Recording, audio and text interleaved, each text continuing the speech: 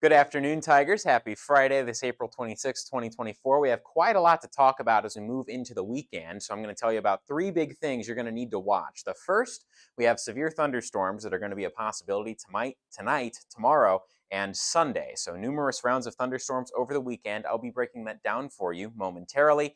We also have heavy downpours likely. That has some bad news with it and some good news. The bad news is that could cause some localized flooding. The good news is hopefully this will bring some much needed drought relief to central Missouri.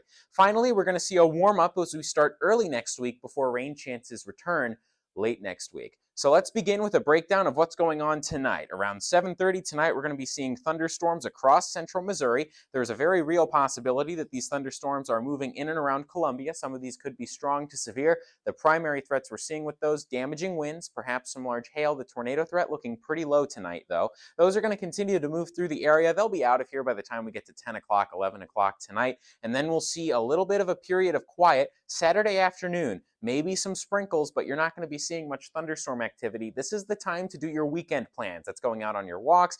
That's going to do anything like grocery store runs, anything you need to do of that nature, because later in the day, we're going to see another line of storms develop. This could be stretching all the way from along the Missouri-Kansas border, and that's going to start around 7 o'clock, moving into central Missouri by the time we get to the overnight hours. So overnight, Saturday into Sunday, we're going to see another round of thunderstorms. That'll be through by the time we get to Sunday afternoon, but by the time we get to Sunday evening, our final round of storms for the weekend will be through. By the time that moves out of here, then we will be done with thunderstorms for at least the next little while, at least early next week, with those Saturday and Sunday rounds. Again, we're not super sure what those hazards are going to look like just yet, but we do know those could be stronger. So stay tuned with local news outlets, KOMU, KRCG, KMIZ, things of that nature, in order to keep track of what's going on across our viewing area. By the time we get to early Monday, those thunderstorms are out of here. Our severe threat is over, finally.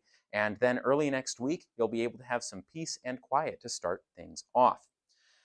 With that good news that I was talking about with that drought relief, it looks like Columbia is going to be seeing 1.5 to perhaps 2 inches if we get really lucky when it comes to drought relief. As we move farther to the west, that's where we're going to be seeing more rainfall, over 2 inches being a very real possibility of rain farther west. Farther east, we could see a little less. This is subject to change a little bit, this forecast over the weekend. So again, stay tuned to local news outlets for more information on that as time does move on. Then finally, we were talking about temperatures up to 83 on Saturday. Then we're going to have those temperatures fall as a cold front moves through on Sunday. And then we'll see things leveling back into the 80s by Tuesday and Wednesday before our rain chances return on Thursday.